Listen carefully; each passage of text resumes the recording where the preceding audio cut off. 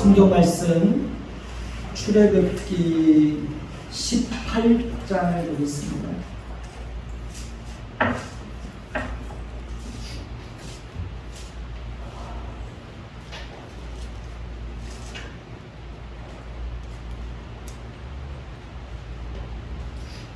출애굽기 18장 1절부터 12절까지 있습니다. 다 찾으셨나요? 제가 한 절 읽고 여러분들이 한 절 읽고 서로 교독하도록 하시겠습니다. 제가 먼저 읽습니다. 모세의 장인이며 미디안 제사장인 이도로가 하나님이 모세에게와 자기 백성 이스라엘에게 하신 일 곧 여호와께서 이스라엘을 애굽에서 인도하여 내신 모든 일을 들으니라. 모세의 장인 이도로가 모세가 돌려 보냈던 그의 아내 시프라와 그의 두 아들을 데리고 왔으니 그 하나의 이름은 게르솜이라. 이는 모세가 이르기를 내가 입안에서 나그네가 되었다 하니요. 하나의 이름은 엘리에셀이라. 이는 내가 내 하나님이 나를 도우사 바로의 발에서 구원하셨다 하니라. 모세의 장인 이드로가 모세 아들과 그의 아내와 더불어 광야에 들어와 모세에게 이르니 곧 모세가 하나님의 산에 짐진 곳이라.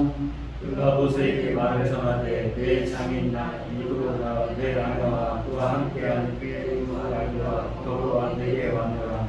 모세가 나가서 그의 장인을 맞아 절하고 그에게 입맞추고 그들이 서로 문안하고 함께 장막에 들어가서 모세가 여호와께서 이스라엘을 위하여 바로와 애굽 사람에게 행하신 모든 일과 길에서 그들이 당한 모든 고난과 여호와께서 그들을 구원하신 일을 다 그 장인에게 말하니 이드로가 여호와께서 이스라엘에게 큰 은혜를 베푸사 애굽 사람의 손에서 구원하심을 기뻐하여 이드로가 이르되 여호와를 찬송하리로다. 너희를 애굽 사람의 손에서와 바로의 손에서 건져내시고 백성을 애굽 사람의 손 아래에서 건지셨도다. 이제 내가 알았도다. 여호와는 모든 신보다 크심으로 이스라엘에게 교만하게 행하는 그들을 이기셨도다 하고 모세의 장인 이드로가 번제물과 희생제물을 하나님께 가져오매 아론과 이스라엘 모든 장로가 와서 모세의 장인과 함께 하나님 앞에서 떡을 먹으리라. 아멘. 우리 서로 한번 인사 한번 해보십시다. 참 잘 오셨습니다.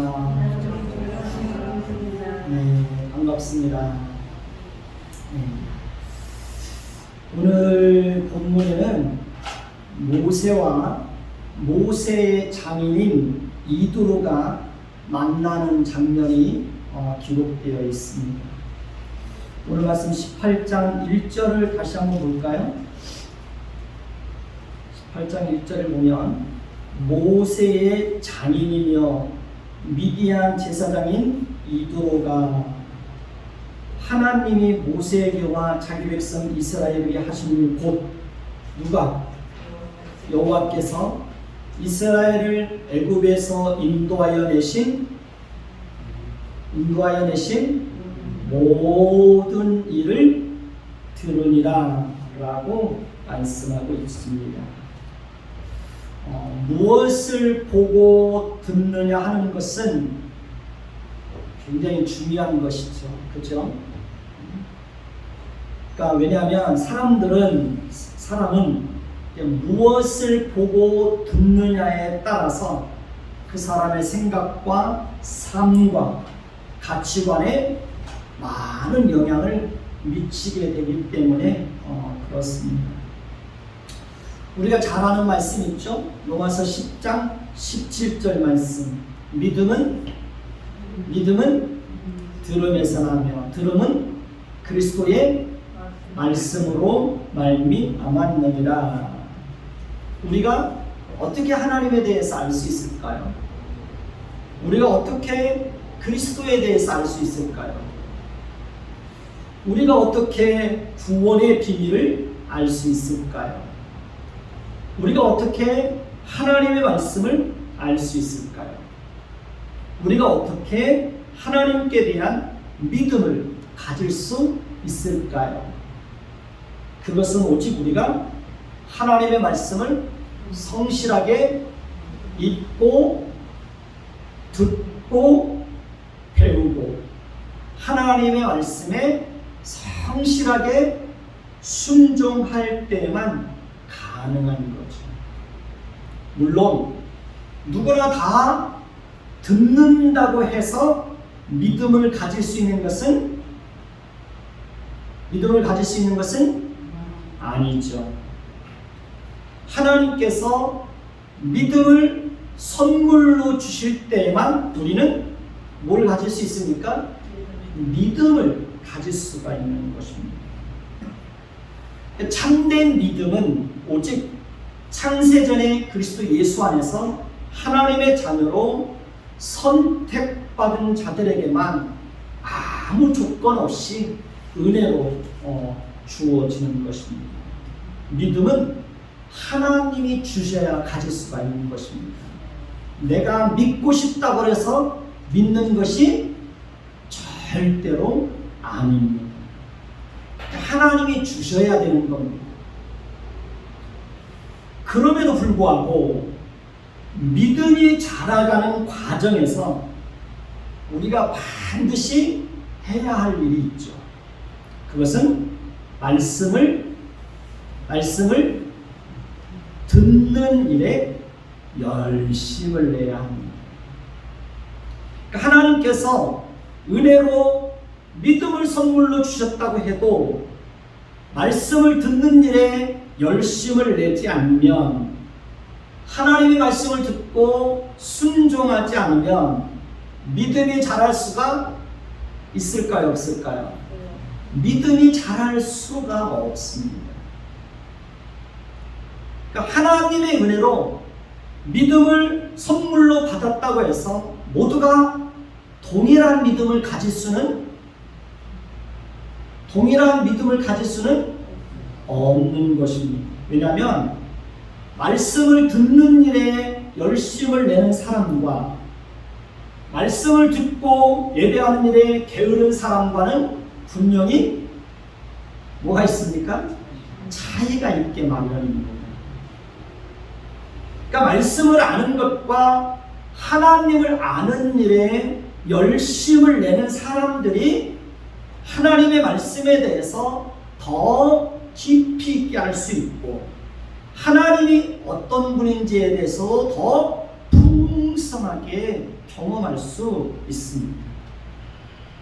우리 주변에 보면 하나님의 은혜로 믿음을 선물로 받아서 신앙생활을, 믿음 생활을 시작했음에도 불구하고 여전히 믿음이 자라지 않고 어린아이의 수준에 머물러 있는 사람들이 있습니까? 없습니까?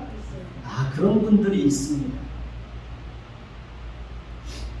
오랜 세월 동안 믿음 생활을 했음에도 불구하고 전혀 변하지 않고 성숙하지 못한 사람들도 있어요, 없어요? 그런 분들이 있습니다. 여러분은 그 이유가 무엇이라고 생각하십니까? 그 이유는 하나님의 말씀을 듣고 배우는 일에 열심을 내지 않았기 때문에 그러는 것입니다. 말씀을 들어도 순종하지 않았기 때문에 그러는 것입니다. 말씀을 들었으면 어떻게 해야 됩니까? 말씀을 들었으면 어떻게 해야 됩니까? 반응을 해야죠. 말씀을 들었으면 반응을 해야죠. 그래야 믿음이 자랄 수가 있는 것입니다.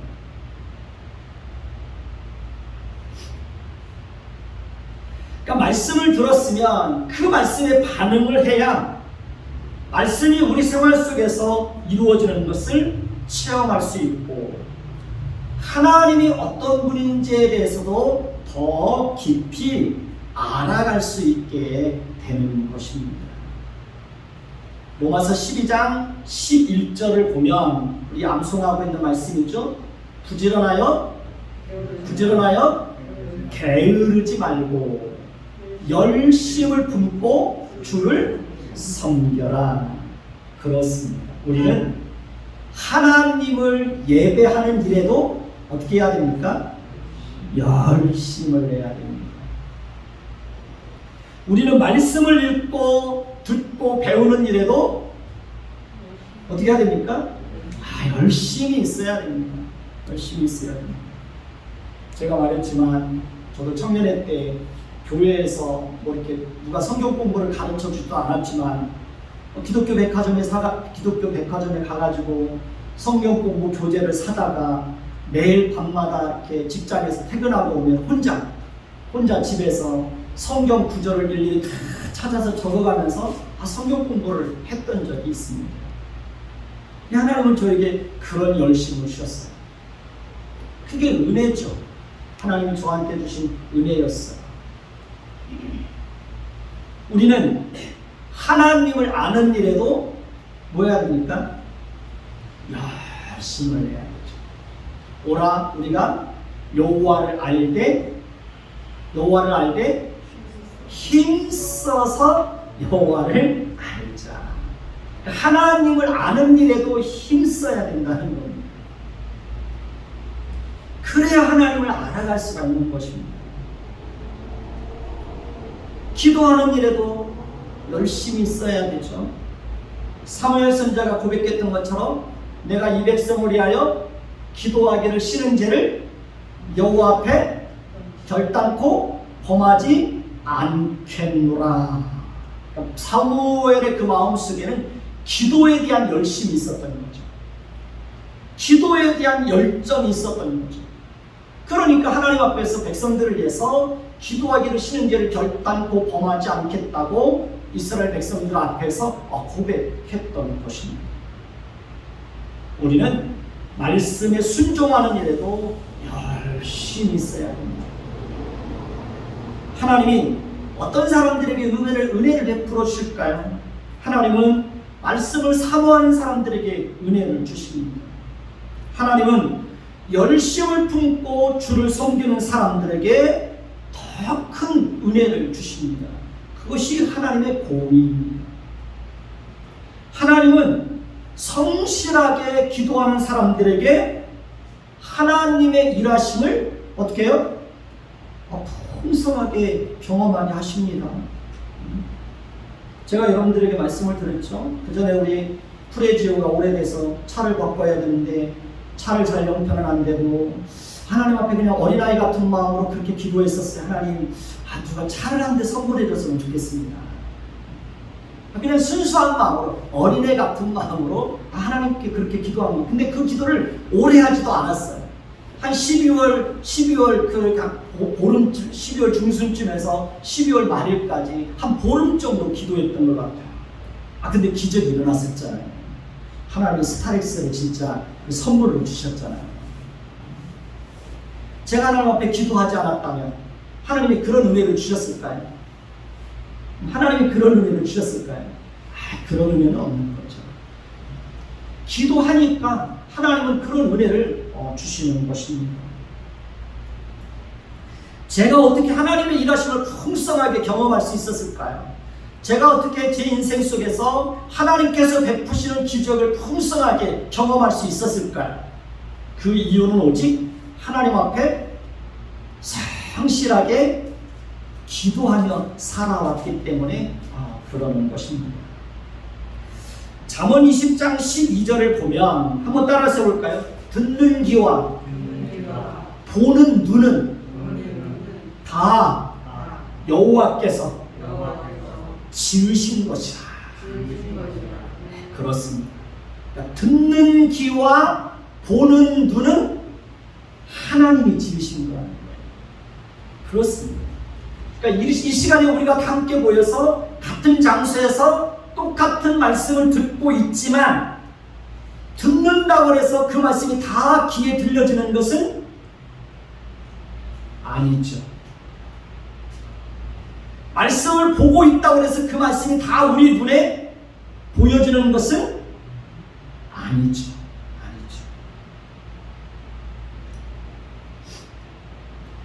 말씀을 들어도 그냥 흘려보내는 경우도 있어요, 없어요?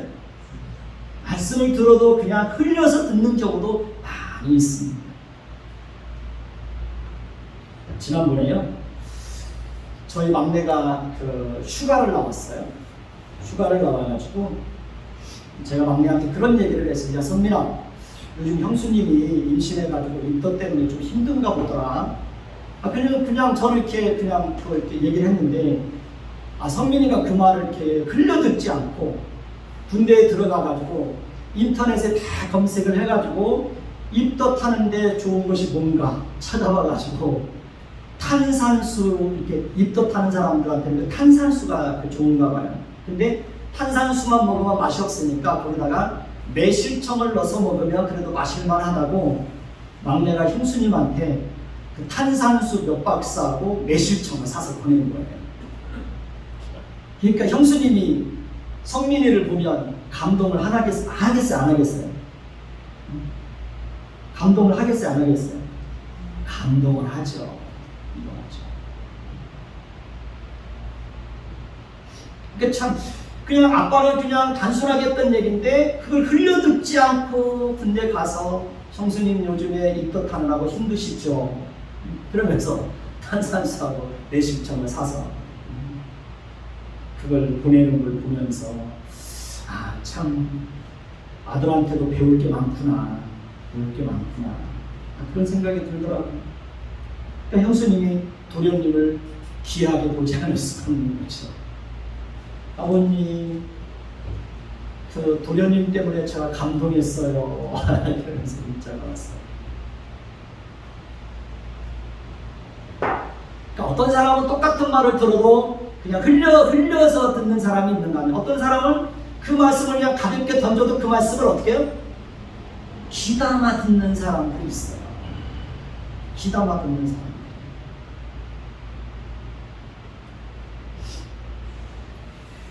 신명기 29장 4절을 보면, 그러나 깨닫는 마음과 보는 눈과 듣는 귀는 오늘 여호와께서 너희에게 주지 아니하셨느니라 라고 말씀하고 있습니다. 무슨 말씀일까요? 하나님께서 깨닫는 마음과 보는 눈과 듣는 귀를 우리에게 허락해 주지 않으면 우리는 들어도 들을 수 없고, 들어도 깨달을 수 없고, 보아도 볼 수 없다는 거예요. 따라서 우리는 말씀을 들을 때마다 깨닫는 마음과 볼 수 있는 눈과 뭘 달라고 기도해야 돼요? 들을 수 있는 귀를 달라고 기도해야 되는 것입니다. 시편 119편 18절을 보면 다윗은 이런 기도를 드리고 있어요.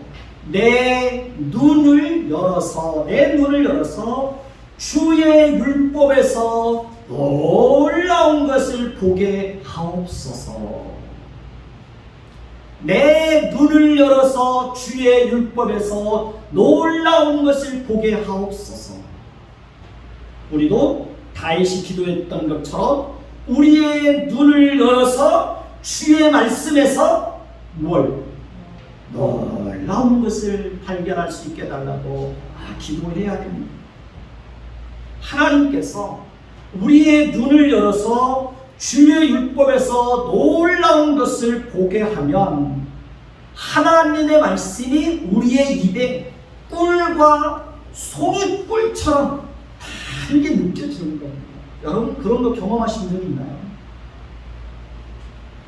그리고 하나님이 우리의 눈을 열어서 주의 율법에 놀라운 것을 깨닫게 하면 입 벌리고 헐떡이는 것처럼 하나님의 말씀을 사모하게 됩니다. 그리고 하나님께서 우리의 눈을 열어서 주의 율법에서 놀라운 것을 발견하게 되면 그 순간부터 우리 인생에 큰 변화가 시작이 되는 것입니다. 하나님은 말씀을 사모하는 자들에게 그런 은혜를 주십니다. 그런 은혜. 제가 여러분들에게 제 청년 때 경험을 여러 번 말씀을 드렸잖아요.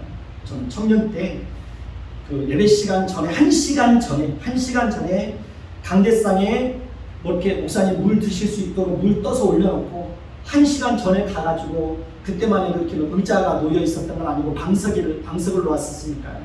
방석 다 깔아놓고 맨 앞에 앉아서 하나님 이 시간에도 말씀을 듣게 해달라고 1시간 전부터 하나님 앞에 은혜를 달라고 기도했던 적이 있습니다. 하나님은 그렇게 사모하는 사람들에게 은혜를 주는 거예요.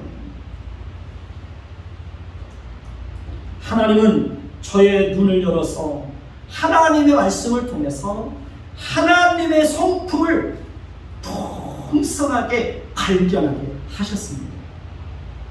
그 결과 제 인생에 큰 변화가 일어나기 시작했습니다. 하나님의 성품에 하나님의 말씀을 통해서 그 말씀 속에 담겨져 있는 하나님의 그 놀라운 비밀, 하나님의 성품을 발견하게 되니까요. 제 인생의 목적과 방향과 삶과 가치관과 가정과 인간관계에 놀라운 변화들이 일어나게 되었습니다. 제 인생의 가장 큰 목적은 하나님의 성품을 풍성하게 드러내면서 사는 것입니다. 그리고 그렇게 사는 것이 가장 큰 복이라는 사실을 깨닫게 되었습니다. 하나님의 성품으로 이웃을 대하고 하나님의 성품으로 자녀들을 대하고 아내를 대하고 남편을 대할 때 그 가정이 얼마나 따뜻한 가정이 되겠습니까?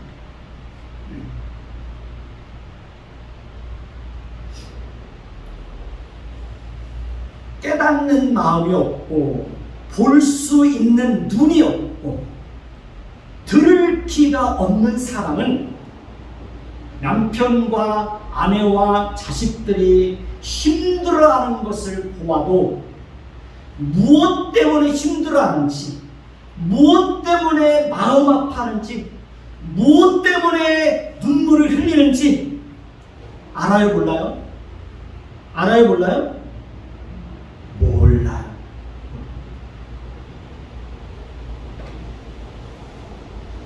그러니까 힘든다는 말을 해도 들을 끼가 없는 사람은 그 소리를 듣지를 못해요.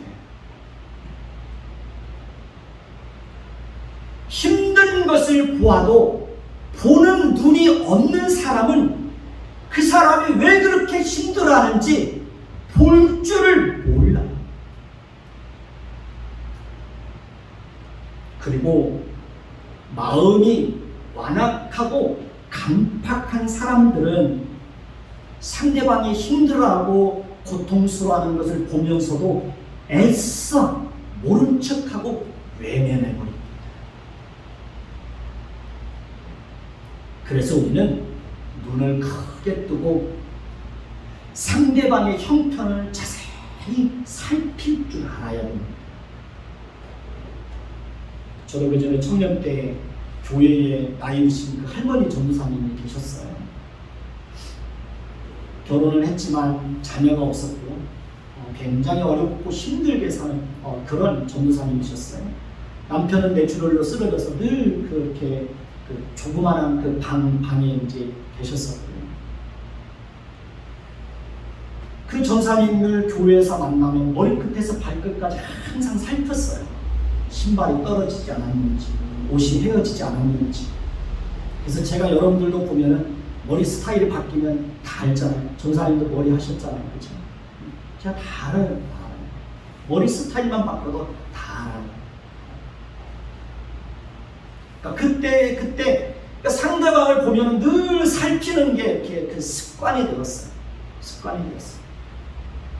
뭐가 필요한지, 제가 그 가정에 뭘 공급해 줘야 되는지. 그래서 매달 그때만 해도 직장 다닐 때니까요.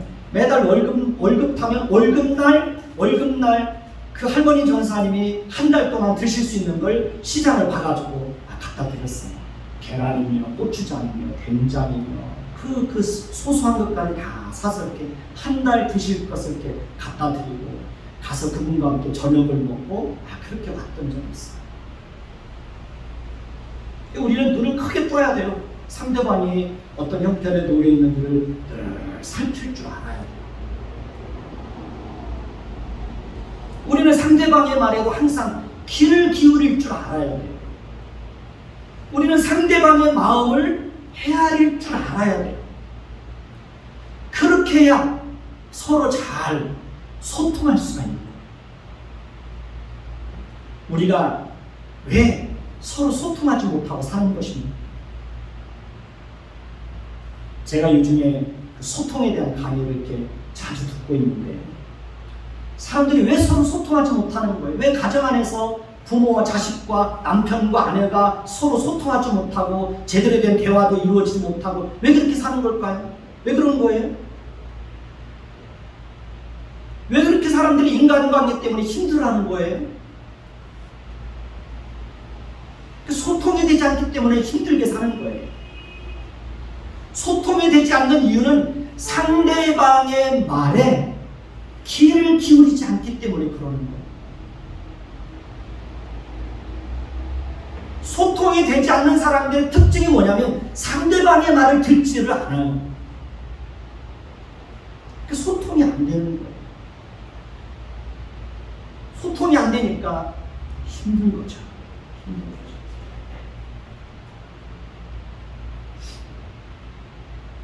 상대방의 말에 아예 귀를 닫아버리기 때문에 서로 대화가 되지 않고, 대화가 되지 않으니까, 소통이 되지 않으니까 늘 관계는 형식적으로 그렇게 흘러갈 수밖에 없는 것입니다.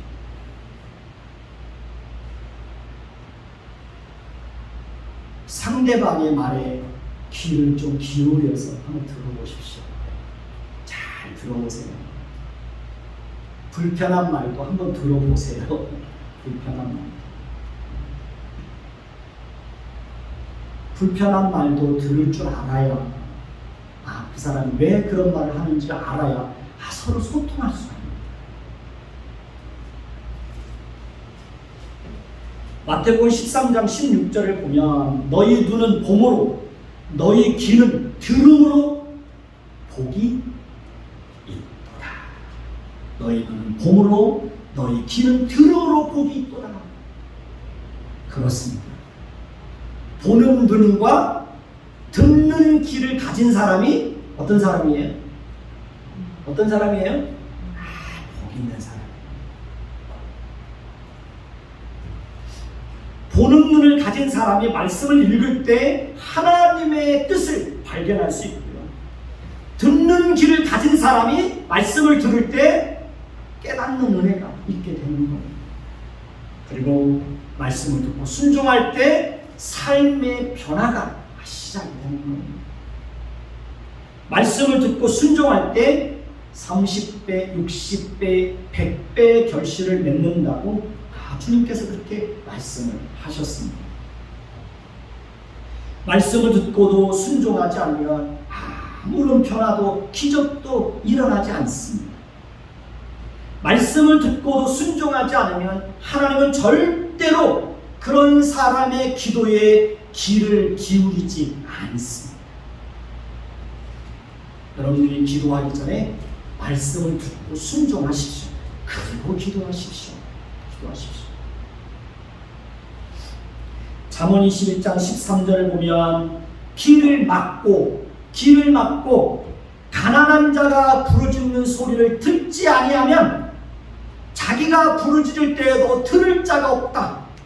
이렇게 말합니다. 귀를 막고 가난한 자의 부르짖는 소리를 듣지 않으면 자기가 부르짖을 때에도 들을 자가 없다는 거예요. 우리는 어떻게 해야 할까요? 가난한 자의 부르짖는 소리에도 뭐 해야 돼요? 귀를 기울일 줄 알아야죠. 그리고 작은 것이라도 어떻게 해요? 나눌 줄 알아야죠. 가난한 자의 부르짖음에 귀를 닫아버리면 우리가 부르짖을 때에도 하나님께서 우리의 기도에 귀를 기울이지 않는다고 말씀을 하십니다.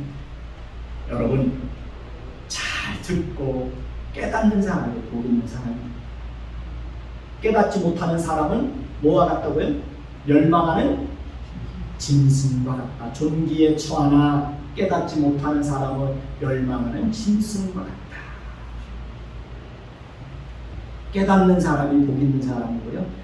깨닫는 사람이 지혜로운 사람이에요. 깨닫는 사람. 오늘 말씀 2절에서 4절을 보실까요? 오늘 말씀 2절에서 4절을 보십시다. 제가 먼저 읽습니다. 모세의 장인 이드로가 모세에게 돌려보냈던 그의 아내 십보라와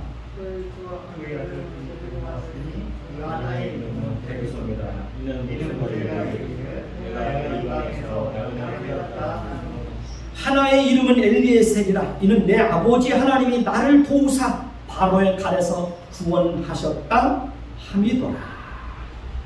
모세의 장인 이드로는 하나님께서 모세와 이스라엘 백성들에게 행하신 모든 일을 다 듣고 모세 아내 십보라와 모세의 두 아들을 데리고 모세에게 찾아옵니다. 첫째 아들의 이름은 뭐예요? 첫째 아들의 이름은 게르솜이요. 그 게르솜은 내가 이방에서 나그네가 되었다라는 뜻입니다. 둘째 아들의 이름은 엘리에셀이요. 엘리에셀은 내 아버지 하나님이 나를 도우사 바로의 칼에서 구원하셨다라는 의미가 있습니다. 그러니까 모세는 자신이 처한 삶의 정황을 자신이 낳은 그 두 아들의 이름 속에 담아놓은 겁니다. 모세는 실제로 애굽에서 도망 나와서 이방에서 뭐가 됐습니까? 이방에서 나그네가 되었습니다. 그리고 하나님은 이미 모세를 도와서 바로의 칼에서 어떻게 해요? 구원을 받게 하셨습니다.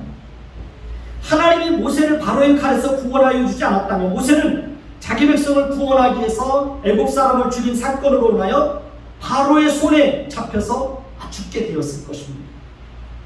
그러나 하나님께서 모세를 통해서 이루시고자 작정하신 일이 있었기 때문에 하나님은 모세를 바로의 칼에서 건져내서 이방에서 나그네가 되게 하였던 것입니다. 그리고 하나님은 모세의 두 아들의 이름 속에 하나님께서 장차 이루실 일들, 하나님의 작정과 계획을 그 이름 속에 담아놓으신 것을 알 수 있습니다.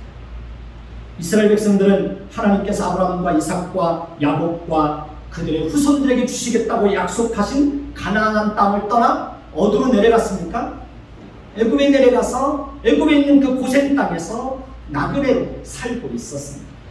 그러나 이제는 하나님은 그들을 어떻게 해요?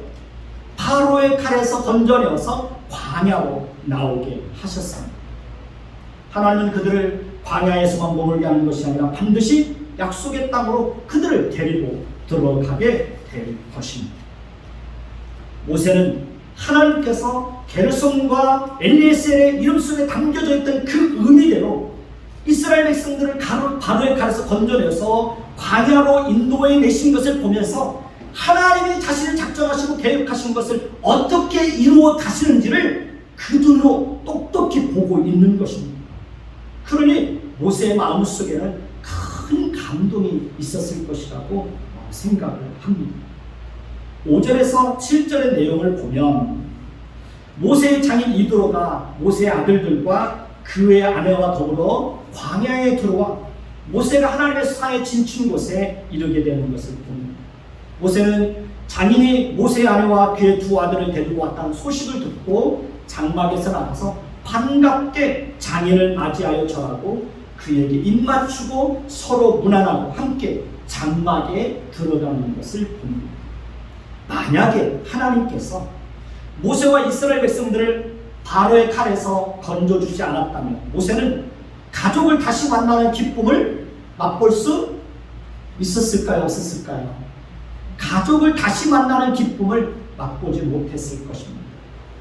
그러니까 하나님이 함께 해주지 않았다면 사랑하는 아내와 두 아들도 모세에게 큰 힘이 되어 주었던 그의 장인 이드로도 다시 만나지 못했을 것입니다.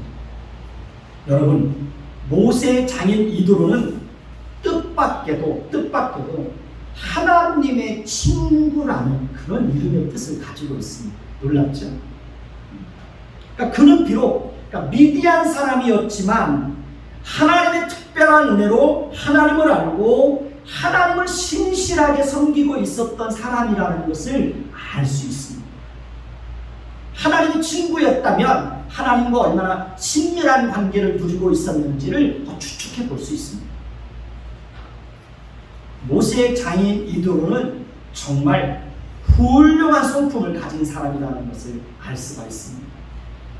모세의 장인 이드로는 모세가 미디안 땅으로 도망가서 막막하고 홀로 외롭게 있을 때 기꺼이 그를 자기 집으로 초대해서 어떻게 해요? 음식을 제공해 주고 자기의 딸, 그의 딸 시보라를 모세에게 아내로 주어서 사위로 삼습니다. 그리고 그의 집에 함께 머물러 있게 합니다. 모세가 40년 동안 미디안 광야에서 양을 치며 지낼 수 있었던 것도 모세의 장인 이드로가 오고 갈 데 없었던 모세를 어떻게 해요? 따뜻하게 품어주었기 때문에 가능했던 겁니다. 모세의 장인 이드로는 모세가 하나님의 부름을 받고 애굽으로 돌아간다고 말했을 때도 기꺼이 모세를 보내주는 것을 봅니다. 이드로는 모세가 애굽으로 돌아가고 다시 하나님의 산에서 그를 만날 때까지 모세의 아내와 두 아들을 따뜻하게 품어주고 보호해 주었습니다. 다음 주에 살펴보겠지만 모세의 장인 이드로는 모세에게 이스라엘의 행정체계를 정비하도록 그렇게 조언을 하는 것을 봅니다. 하나님은 이렇게 모세가 가장 힘들고 외롭고 어떻게 해야 할지 몰라서 방황하고 있을 때 이드로를 만나게 하셨고 그를 통해서 큰 도움을 받고 그를 통해서 가정을 이루게 하시고 그를 통해서 위로를 받게 하셨습니다.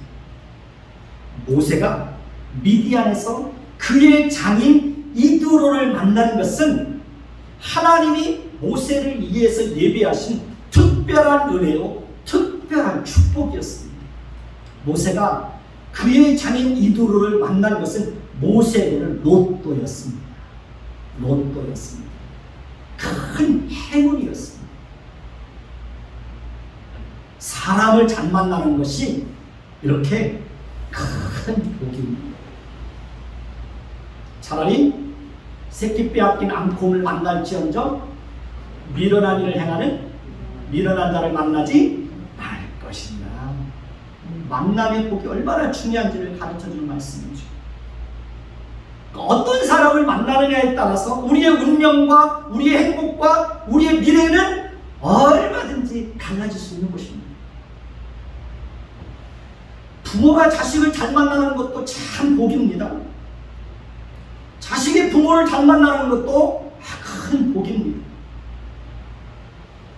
이웃을 잘 만나는 것도 큰 복이죠. 교회 안에서 성도들을 잘 만나는 것도 큰 복입니다. 남편이 아내를 잘 만나는 것도 큰 복이고요. 아내가 남편을 잘 만나는 것도 큰 복입니다. 형제를 잘 만나는 것도 어떻게 해요? 형제를 잘 만나는 것도 큰 복입니다.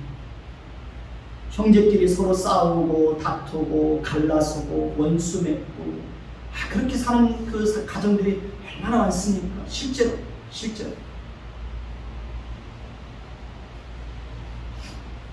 무엇보다도 하나님과의 인격적인 만남이 이루어지는 것이 가장 큰 복입니다. 동의하십니까? 저는 제 인생에서 하나님을 만나는 것이 제일 큰 복입니다. 하나님을 만나는 것이. 왜냐하면 하나님의 손에 의해서 우리의 운명과 미래와 행복뿐만 아니라 우리의 영원한 운명이 결정되기 때문에 그러는 것입니다. 따라서 우리는 항상 우리 자신뿐만 아니라 우리 자녀들에게도 만남의 복을 주시기를 위해서 평생 기도하십시오.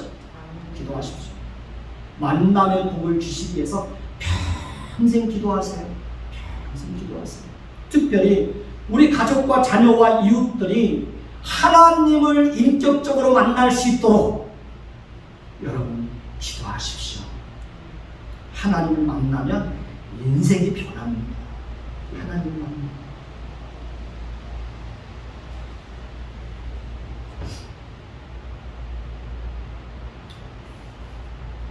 모세가 그의 장인 이도로를 만난 것도 큰 복이지만 이도로가 모세를 만난 것도 사실은 큰 복이었어요. 왜 그런지 아세요?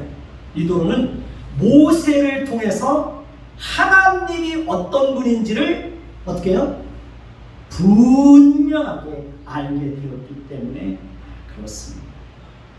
우리도 우리를 만나는 사람들이 우리를 통해서 누구를 만날 수 있도록 하나님을 만날 수 있는 그런 통로가 되어야 되는 것입니다. 축복의 통로. 하나님이 내게 주신 것들을 어떻게 해요? 내게 주신 것들을 아래로 주변 사람들에게 흘려보내는 거예요. 흘려보내는.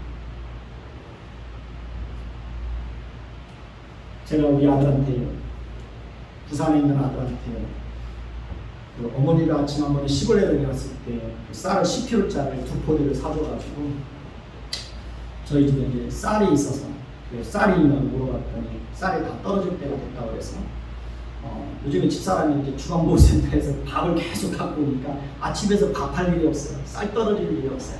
그래서 그 2개를 이제 아들한테 보내줬어요. 아들한테 보내줬더니 그 또 한 푸대는 또 여자친구 엄마한테 줬다고 그러더라고요. 그래서 너무 잘했다. 어떻게 그 기특한 생각을 해야 아빠한테 다 보고 배운 거예요. 내게 준 것을 또 어떻게 해요? 또 누군가에게 흘려보내는 거예요. 축복의 통로, 위로의 통로, 긍휼의 통로, 사랑의 통로. 하나님의 성품을 무사람들에게 끊임없이 흘려보내는 그런 통로. 우리가 인생을 그렇게 살아가야 되는 겁니다. 모세와 그의 장인 이도로와의 만남을 보면서 하나님의 일하심이 정말 세밀하고 구체적이고 놀랍다는 생각이 들지 않나요? 우리는 하나님의 일하심에 대해서 다 측량할 수 없습니다. 우리는 하나님의 길을 다 알 수 없고 하나님의 지혜를 측량할 수 없고 하나님의 일하심에 대해서도 다 헤아려 알 수 없습니다.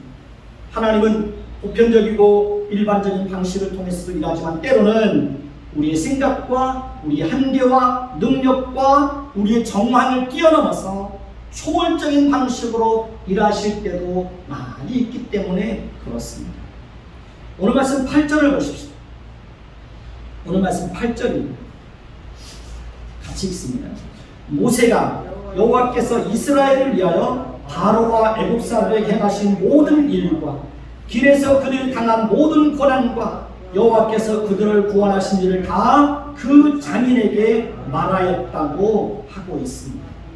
아마 모세는 큰 기쁨과 감동과 확신을 가지고 여호와께서 행하신 모든 일들을 그 장인에게 말하였을 것입니다. 아마 시간 가는 줄도 모르고 밤새도록 하나님께서 행하신 일들을 그의 장인에게 상세하게 말하였을 거라고 그렇게 생각을 합니다. 그리고 모세를 통해 하나님께서 이스라엘을 위해서 행하신 모든 일을 다 듣고 난 이후에 이도로는 어떤 반응을 보였을까요? 9절을 보십시다. 9절을 같이 봅니다. 시작. 이도로가 여호와께서 이스라엘에게 큰 은혜를 베푸사 애굽 사람의 손에서 구원하심을 기뻐하였다라고 말합니다. 이도로는 하나님께서 행하신 일을 듣고 크게 기뻐하였다고 말합니다. 그렇기 때문에 이도로는 곧바로 큰 기쁨을 가지고 직접 그의 입술을 열어서 하나님을 높이고 하나님을 찬송하는 것을 봅니다. 오늘 말씀 10절, 11절을 한번 보십시다. 10절, 11절 제가 먼저 읽습니다. 이도로가 이르되 여호와를 찬송하리로다. 너희를 애굽 사람의 손에서와 바로의 손에서 건져내시고 백성을 애굽 사람의 손 안에서 건져내셨도다. 이제 내가 알도다. 여호와는 모든 신보다 크심으로 이스라엘에게 건강하게 하는 그들을 이기셨도다. 예, 아멘. 한번 따라해봅시다. 이제 내가 알았도다. 여호와는 모든 신보다 크시도다. 이제 내가 알았도다. 여호와는 모든 신보다 크시도다. 이 이도로의 고백이 저와 여러분들의 고백이 되어지기를 예수님의 이름으로 축원해 드리겠습니다. 우리가 섬기는 하나님은 얼마나 크신 분입니까? 우리가 섬기는 하나님은 스스로 계신 분이십니다. 그러나 세상에 존재하는 신이라고 하는 모든 존재는 사람의 상상에서 만들어 놓은 것입니다. 하나님을 모르는 사람들은 하나님이 만들어 놓은 피조물을 신처럼 섬기고 있습니다. 각종 동물이나 새나 인간을 신으로 섬기기도 합니다. 세상 사람들은 신이 아닌 것을 신처럼 섬기고 있습니다. 그러나 우리가 섬기는 하나님은 온 우주 만물을 창조하시고 지금도 그 모든 것을 다스리시는 분입니다. 하나님은 무에서 유를 창조하시는 분이십니다. 하나님은 모든 것을 아시고 모든 것을 하실 수 있는 전지전능하신 분이십니다. 하나님은 영원부터 영원까지 살아계신 분이십니다. 하나님은 공간을 초월해 계신 분입니다. 하나님은 온 우주 만물 안에 충만하신 분이십니다. 하나님은 자신이 약속하신 것을 성실하게 이루어 주시는 신실하신 분이십니다. 하나님은 긍휼과 자비와 사랑과 오래 참으심과 지혜와 이로가 풍성하신 분이십니다. 하나님은 자기 백성들의 기도에 성실하게 응답해 주시는 분이십니다. 우리는 출애굽의 역사를 통해서 하나님이 얼마나 크고 놀라운 분인지를 충분히 확인했습니다. 세상에 어떤 신이라고 하는 그 존재가 자기 백성들을 위해서 이렇게 놀라운 일들을 행하실 수 있겠습니다. 우리가 섬기는 하나님보다 더 크고 위대한 신, 이 세상에 그 어떤 존재도 어떤 곳에도 존재하지 않습니다. 우리가 섬기는 하나님만이 오직 유일하시고 참되시고 살아계시고 우리와 인격적으로 교류할 수 있는 그런 분이십니다. 이스라엘의 역사 속에 함께 하신 하나님은 지금도 변함없이 우리와 함께 하시는 분이십니다. 그 하나님을 성실하게 섬기십시오. 그러면 저와 여러분들의 생애를 통해서 일하시는 하나님의 일하심을 풍성하게 경험하게 될 것입니다. 하나님을 바르게 하는 사람들은 반드시 그 입술을 열어서 하나님을 찬송하게 됩니다. 하나님을 바르게 하는 사람들은 반드시 그 하나님을 성실하게 예배하게 됩니다. 하나님을 바르게 하는 사람들은 반드시 그 하나님을 위해서 헌신하게 됩니다. 오늘 말씀 12절을 보십시오. 오늘 말씀 12절입니다. 같이 봅니다. 모세의 장인 이드로가 번제물과 희생제물들을 하나님께 가져오며 아론과 이스라엘 모든 장로가 와서 모세의 장인과 함께 하나님 앞에서 떡을 먹으리라.